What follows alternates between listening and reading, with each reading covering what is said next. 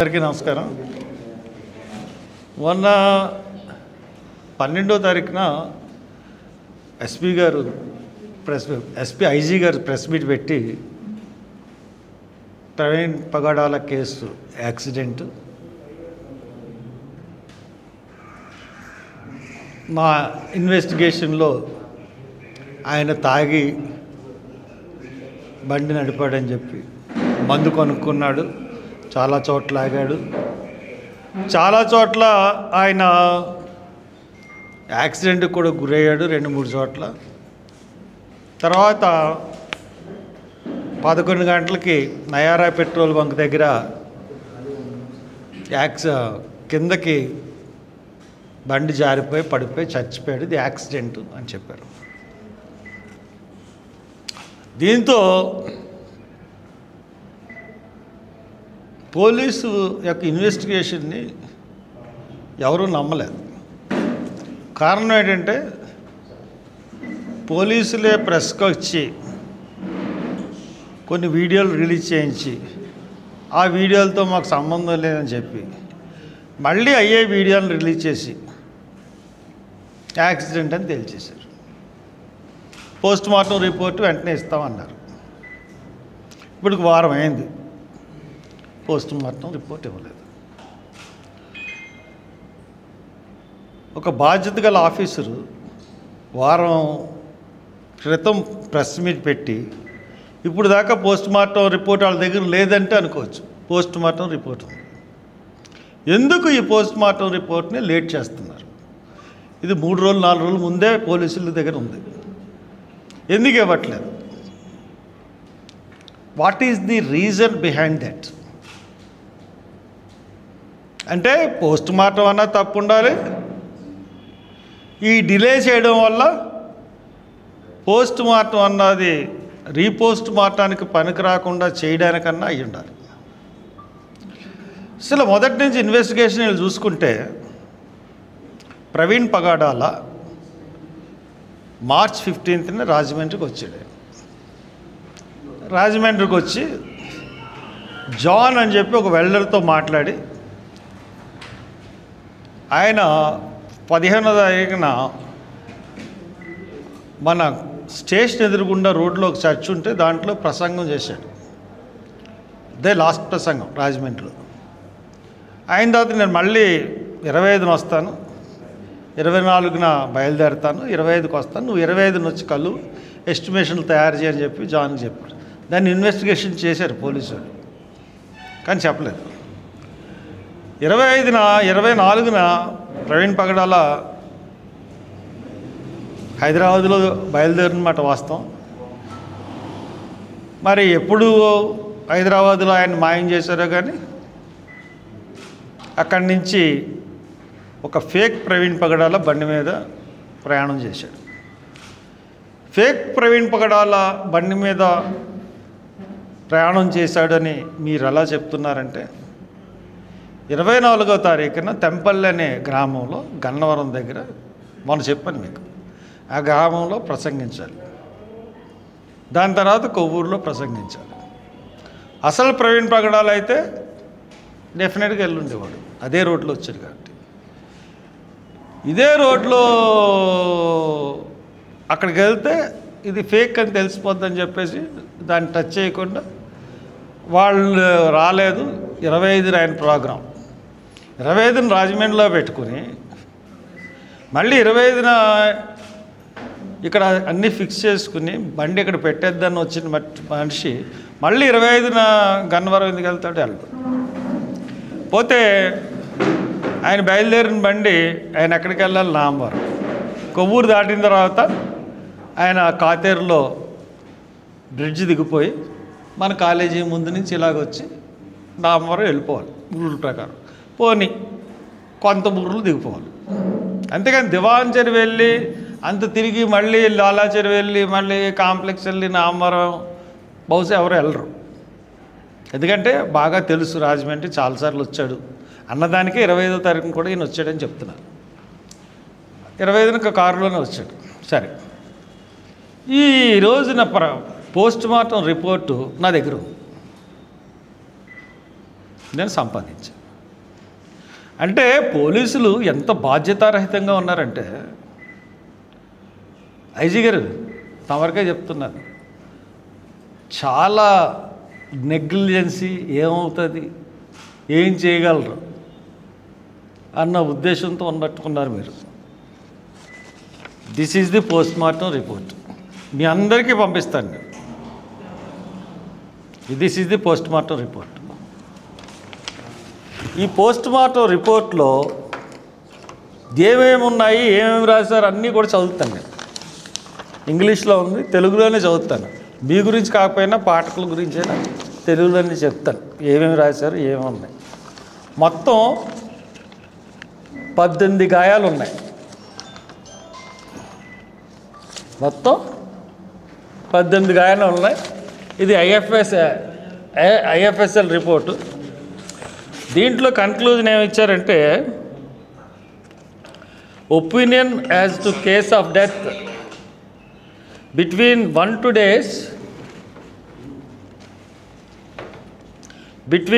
2 days prior to the postmortem examination,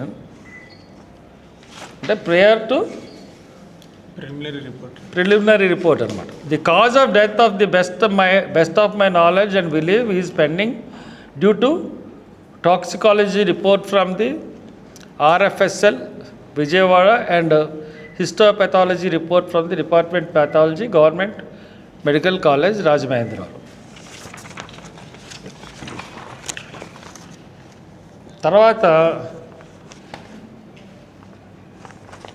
3 డాక్టర్లు ఎవరంటే, doctor S Krishnaraju MD, associate professor of department of forensic medicine, government medical college, Rajamahendravaram. Doctor G Rajasekhar Kennedy, MS MCh, professors of head department of neuro surgery, government medical college, Rajamahendravaram.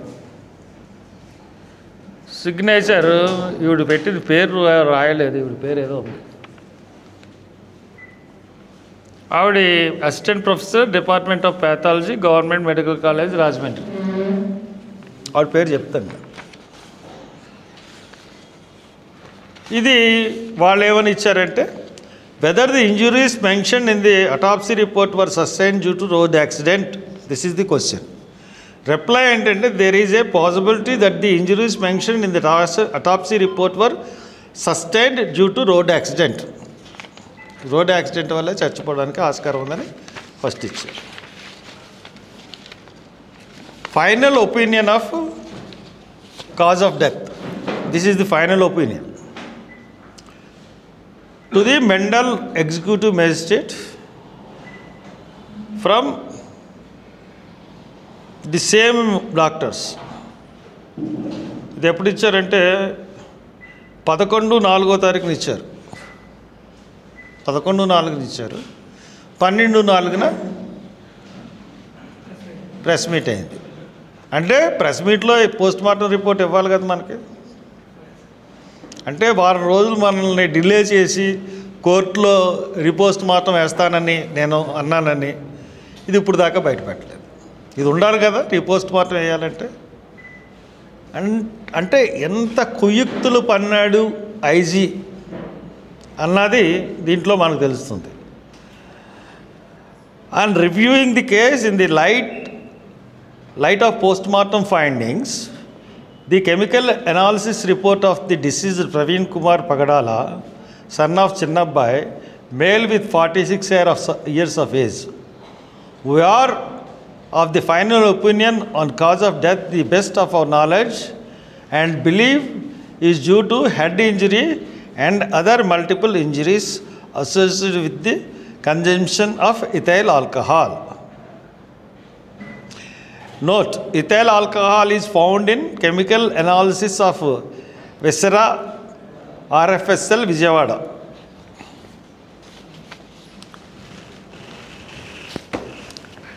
అసలు 18 దెబ్బలు తగిలినాయి.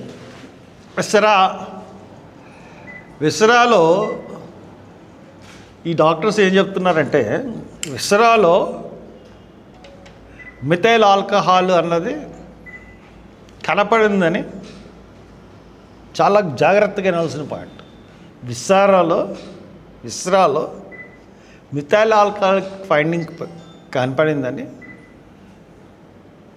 RFCL Vijayawada వాళ్ళు చెప్తున్నారు.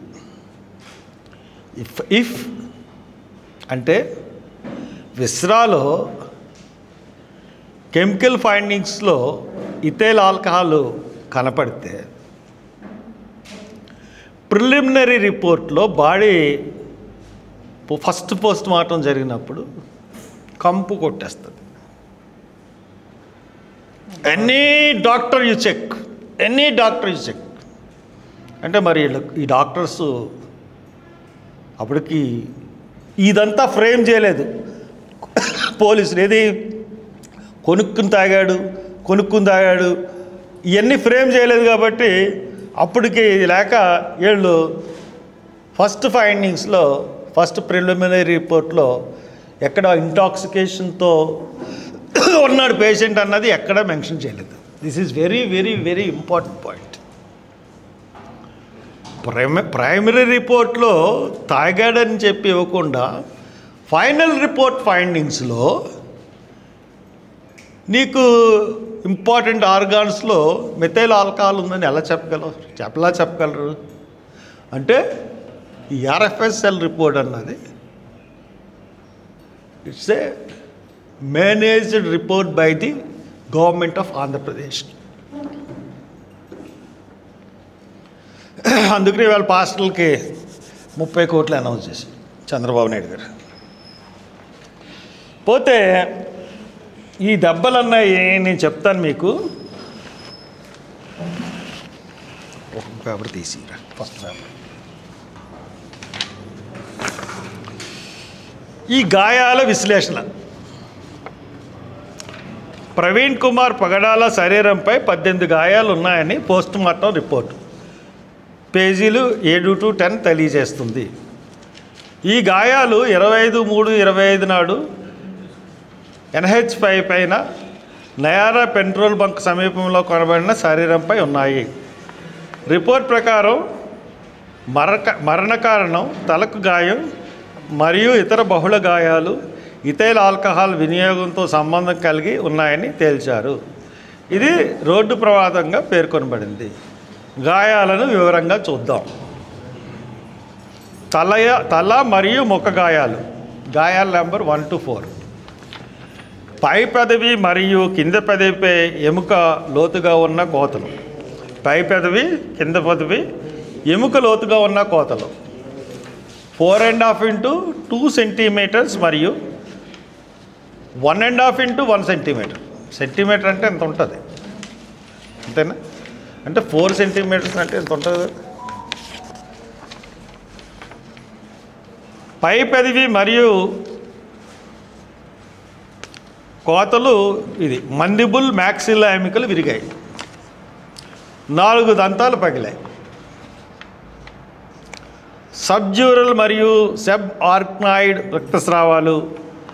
మెదడు 2 frontal లోబులపై గాయాలు. ఎడమ maxilla నుంచి హార్డ్ పలాట్ వరకు linear fracture. కుడి నుదుటిపై రాపిడి కలిగిన గాయం 5 into 2 centimeters.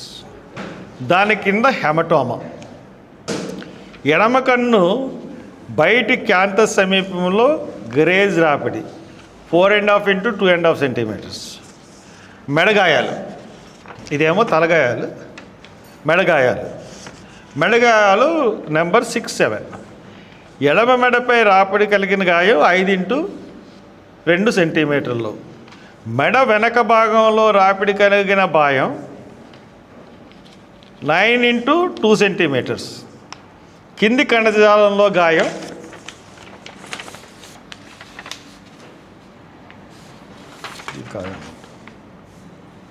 6-7-8-14.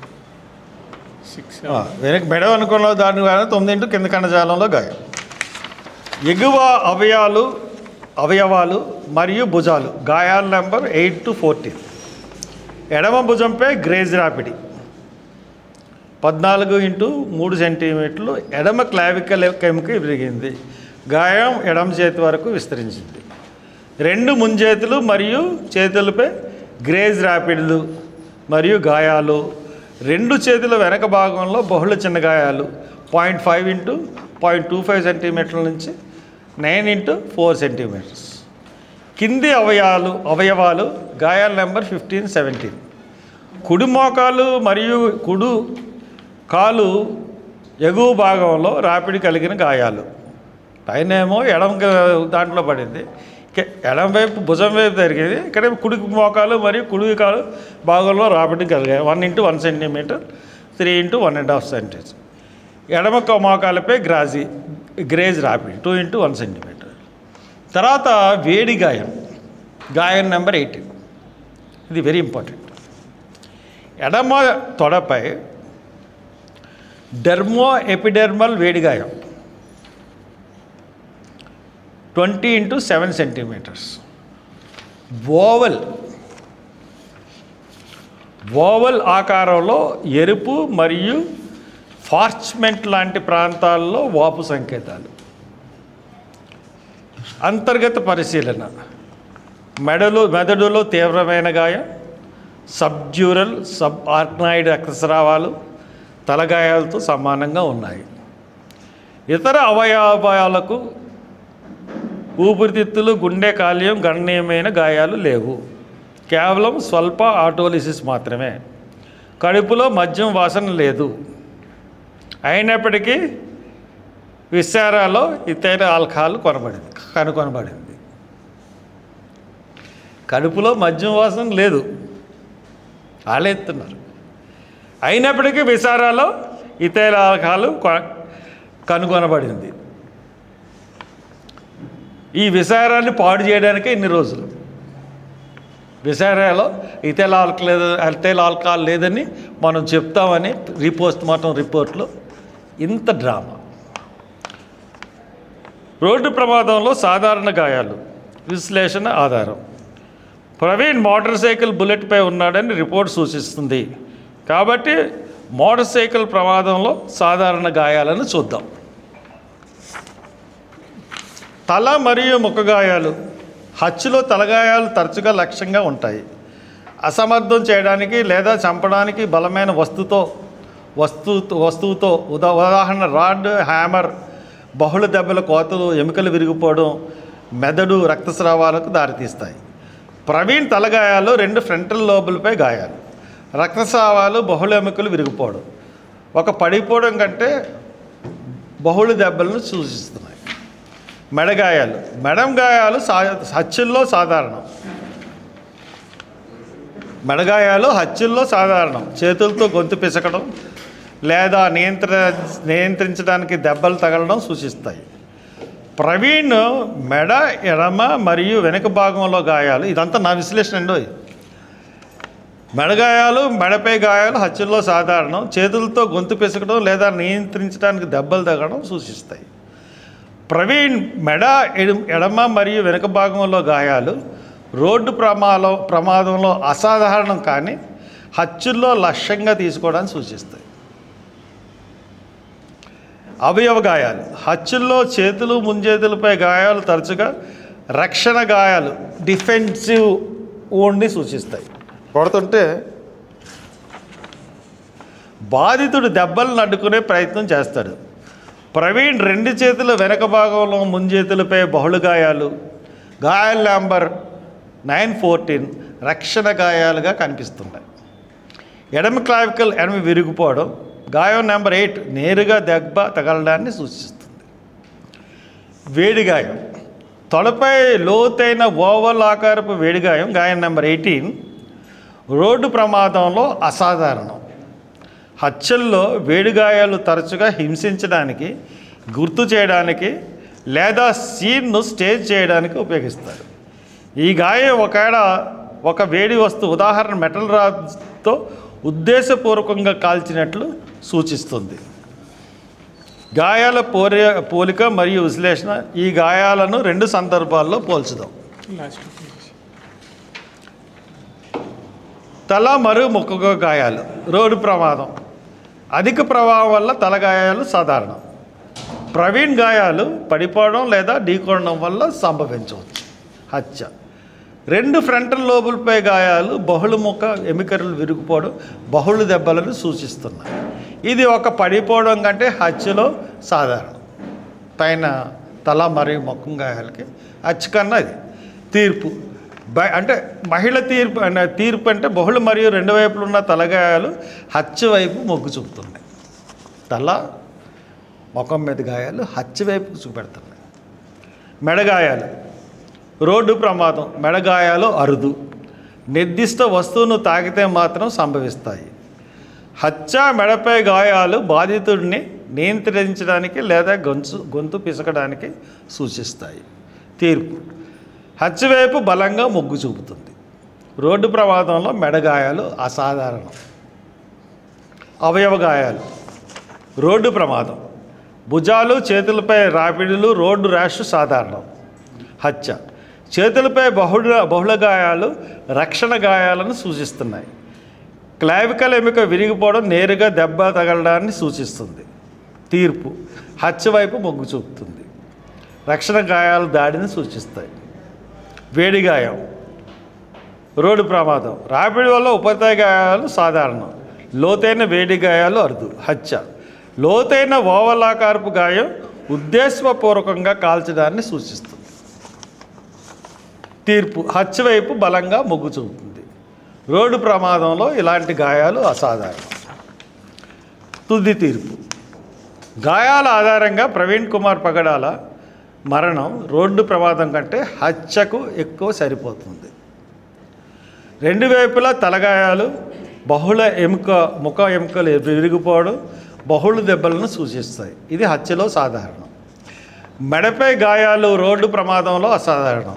హత్యలో నియంత్రణ లేదా గొంతు పిసకడాన్ని సూచిస్తాయి.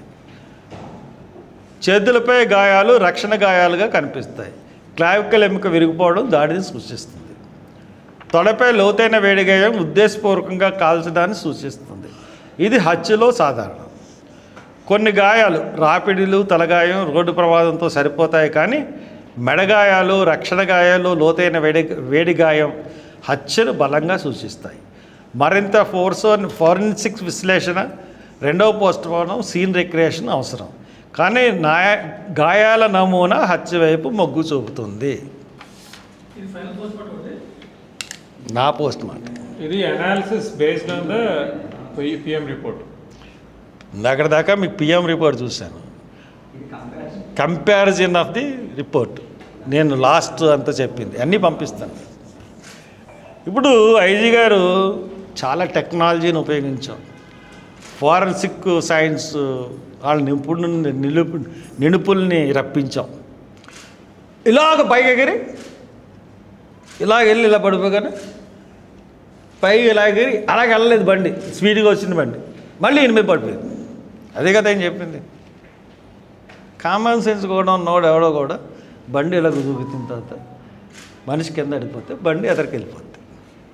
ఇట్స్ వెరీ దానికి ఫారెన్సిక్ ఎవడో అవసరం లేదు, అది చెప్పాడు. నేను కూడా ఈ పోస్ట్ మార్టం వచ్చిన తర్వాత ఐఏకి, జీపీటీకి, ఏఐకి, ఆర్టిఫిషియల్ ఇంటెలిజెన్స్కి, జీపీటీకి, జెమినీకి, గూగుల్కి అన్నిటినీ తీసుకుని నా రిపోర్ట్ తయారు చేసి దాంట్లో ఇది హత్య అని చెప్తుంది. సార్ ఐజీ గారు మీరు కూడా తీసుకున్నారు కదా టెక్నాలజీని, మేము కూడా తీసుకున్నాం. మా టెక్నాలజీ హత్య అని చెప్తుంది, మీ టెక్నాలజీ యాక్సిడెంట్ అని చెప్తుంది. ఎందుకంటే మీరు సృష్టించిన నకిలీ ప్రవీణ్ కుమార్ ఫుటేజ్ ఉంది కదా, ఎక్కడా కూడా ప్రవీణ్ కుమార్ ముఖంతో దాన్ని ఎక్కడా ఇది ప్రవీణ్ కుమార్ ముఖం అని ఎక్కడా మీరు పోలీసులు నిరూపించలేకపోయారు. ఎక్కడ చెప్పారు కానీ ఎక్కడ నిరూపించలేదు. చూశానండి, అది నేను నా దగ్గర ఉంది. నాకేం తెలుస్తుంది అని కుటుంబ సభ్యులు, కానీ అది అది నేను చూశాను. ఈయన హ్యాండిల్ పట్టుకోకుండా క్లచ్ని పట్టుకున్నాడు, పెట్రోల్ బంక్ కొట్టేదాన్ని. దాంట్లో ఆ ముఖం ఖచ్చితంగా ప్రవీణ్ కుమార్ కాదని నేను నమ్ముతాను. అది కాదని వాళ్ళని అడిగారు ఎవరన్నా? వాళ్ళు ఏదైనా ఎప్పుడైనా బయటకు వచ్చారు అసలు ఇప్పుడు వరకు? వాళ్ళ భయాలు వాళ్ళకు ఉంటాయి కదా సార్. ఆల్రెడీ ఒక మనిషిని పోగొట్టుకున్నారు, ఇంకో 2 పాపలు ఉన్నారు, వాళ్ళు చంపేస్తామని బెదిరింపులు ఉన్నాయి. అంటే అలాంటి బయటికి ఇప్పుడు సోషల్ మీడియాలో టీవీలో హర్ష్ కుమార్ కరుణాకర్ ఆరోపిస్తున్నారు, దాని మీద పోలీస్ కేసు పెట్టారు. ఆ సుగుణాకర్ రావు అంటే ఎవడండి? సుగుణాకర్ రావు అంటే ఎవడు? సోషల్ మీడియాలో టీవీలో సోషల్ మీడియాలో ఎవరతను? ఆయన శివశక్తి అనేది అంటే ఎమ్మెల్యే కాదండి, ఎంపీయా? ఆయన ఎమ్మెల్యే సపోర్టర్ అంతే. అంటే ఏమన్నా పదవి ఉందా? అంటే సోషల్ మీడియా డైరెక్ట్ అంటే ఏదైనా పార్టీలో కాదు సార్, అది కాదండి. ఏదైనా అది కాదు సార్, ఆయనకి ఏదైనా అది కాదండి. ఆయనకి ఏమన్నా పదవి ఉందా ఏ పార్టీలో అన్నా? పోనీ ఏమన్నా సోషల్ వర్కరా? ఎవడో ఏదో క్వశ్చన్ గాడు బచ్చానా కొడుకు, అది కాదండి. అప్పుడు అది కాదండి, మీరు పలానా ఓడు మా ఎమ్మెల్యే కంటెస్ట్ చేశాడండి, పలానా ఓడు మీ మీద ఆరోపణ చేశాడంటే దానికి సమాధానం చెప్తాను. రోడ్డుని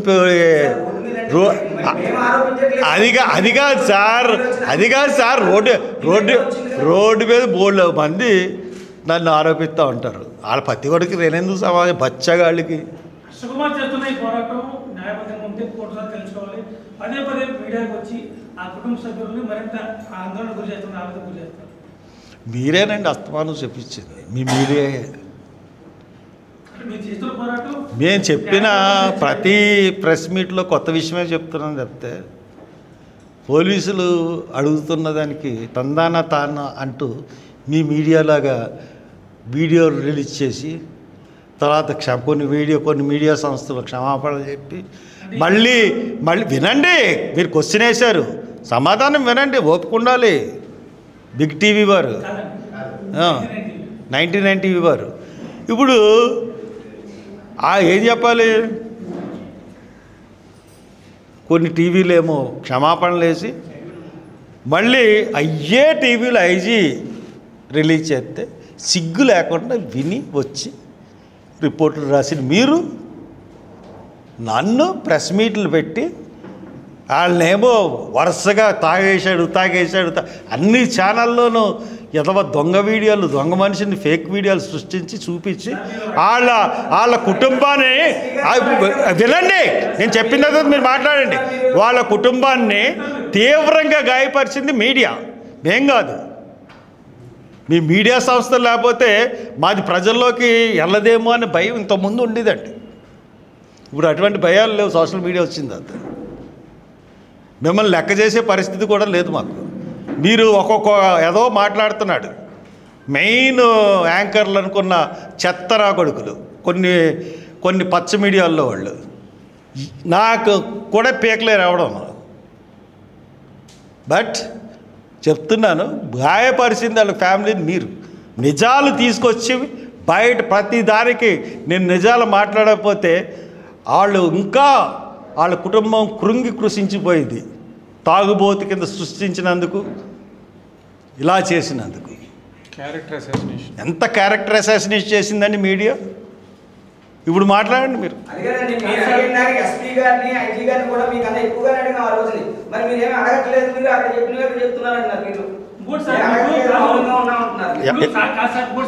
ఎవరో ఒకళ్ళు అడిగితే నేను చెప్తా. ఆయనకి సమాధానం చెప్పినామండి సార్ 99 టీవీ వారు. మీరు చెప్పండి, అడగండి.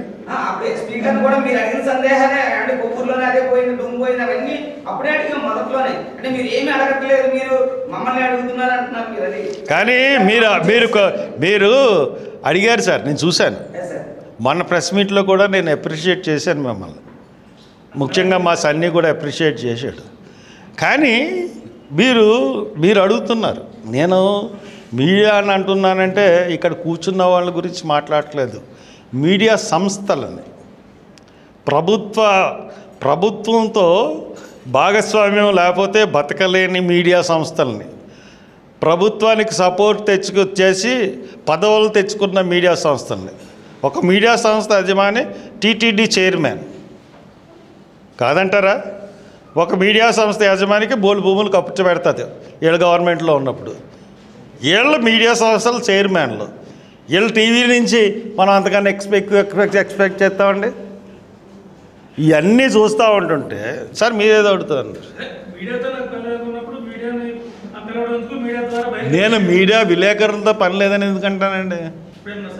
అన్నాను, మిమ్మల్ని కాదు కదా, మీడియా సంస్థల్ని. మాకు మీడియా ఏదన్నా సరే పెట్టడం, మీడియా మీరు ప్రసారం చేస్తారో లేదా అన్నది మీ విషయం, చెప్పాల్సిన బాధ్యత నాకుంది. మీరు ప్రసారం చేయకపోయినా ఏం పర్వాలే, మీరు వస్తారు, మీరు రిపోర్ట్ ఇస్తారు, మీరు పైకి పంపిస్తారు. కానీ వేయకపోవడం అన్నది మీ చేతిలో లేదు కదా. వాళ్ళు మీ యాజమాన్యం ఏం చెప్తే అది చేస్తారు. మీకు దానికి నెలకి సరిపడా మీకు జీతాలు ఇస్తారు, వాళ్ళు వేసుకోవడం, మీరు వార్తలు సేకరించి పంపాలి. వేయకపోవడం వాళ్ళు ఇష్టం. గవర్నమెంట్కి సపోర్టింగ్ ఉంటే వేస్తారు, లేకపోతే వేయరు. ఇది నేను చెప్తున్నాను. కానీ మీలో ఎవరిని కూడా కించపరచాలని కానీ లేకపోతే మిమ్మల్ని ఎప్పుడూ కూడా కింద పోలీసులు నేను ఎప్పుడు అన్నాను, ఇంక్లూడింగ్ ఐజీని ఎస్పీని కూడా అన్నాను. కారణం ఏంటంటే నడిపిస్తుంది ప్రభుత్వం. ఐజీలు ఎస్పీలు ఈ గత కాంగ్రెస్ గవర్నమెంట్ అయిపోయిన తర్వాత ఎలాగ తయారైపోయారంటే ఏ పార్టీలో అధికారం ఉంటే దానికి బానిసల కింద తయారైపోయారు. ఐఏఎస్లు ఐపీఎస్లు కట్టు బానిసలు. వాళ్ళు ఐఏఎస్ ఎందుకు చదివారు, ఐఏపీఎస్ ఎందుకు చదివారు అన్నది మర్చిపోయి బానిస బ్రతుకు అయిపోయింది ఐఏఎస్లది ఐపీఎస్లది. కాబట్టే నేను వాళ్ళని మాట్లాడుతున్నాను. కాబట్టి ఇది మిమ్మల్ని అంటున్నదని మీరు అనుకోవద్దు దయచేసి. ఒకవేళ మీరు అనుకుని ఉంటే నాకు క్షమాపణ. కానీ మిమ్మల్ని ఎప్పుడు అన్నాను, కింద స్థాయి ఈవెన్ పోలీస్ కానిస్టేబుల్ నన్ను, ఎస్ఏ నన్ను, సిఏ నన్ను, ఎస్పీని కూడా అన్నాను, ఐజీని కూడా అన్నాను. ప్రభుత్వం ఏం చెప్తే చెయ్యాలి అండి. హర్ష్ కుమార్ ఇంటి చుట్టూ 3 ఉంటారు. ఇప్పుడు అడగండి, ఇక్కడ కానిస్టేబుల్ ఉన్నాడు, ఏడి ఇగో నా ప్రెస్ మీట్కి వచ్చి కూర్చుంటాడు. 3 వస్తారు సెంట్రల్ నుంచి. ఒకళ్ళు ఏం మాట్లాడుతున్నారు హర్ష్ కుమార్ అని టీవీ తీసుకుంటున్నాడు. ఏం చెప్తాను, నా బాధలు నాకు ఉంటాయి. కాబట్టి వీళ్ళు ఎప్పుడు నా మీద నిఘా ఉంటుంది. కాబట్టి ఇది హత్య, 100% హత్య. ఐజీ గారు ఏదైతే టెక్నాలజీ ఉపయోగించుకుని చెప్పారో అదే టెక్నాలజీ ఉపయోగించుకుని నేను హత్య అని ప్రూవ్ చేస్తున్నాను. కాబట్టి రేపు సభ్య సమాజానికి రేపు 4:30కి ప్రవీణ్ పగడాల చనిపోయిన స్థలం దగ్గరికి వచ్చి అక్కడికి వచ్చి ఆ హత్యని ఖండిస్తూ ప్రవీణ్ కుమార్ పగడాలకి నివాళులు అర్పిద్దాం. Thank you. రేపు మార్నింగ్ ఈవినింగ్ రేపు ఈవినింగ్ 4 గంటల నుంచి 6:30 వరకు ప్రవీణ్ ఎక్కడ చనిపోయాడో అక్కడ ఆయనకి నివాళులు.